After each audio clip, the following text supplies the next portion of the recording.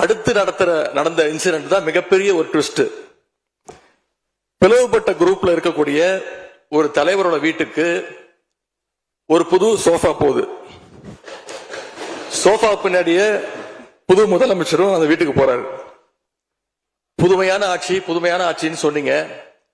இன்னைக்கு புஷ்பா பட பாணியில ஆட்சி நடந்துகிட்டு இருக்கு.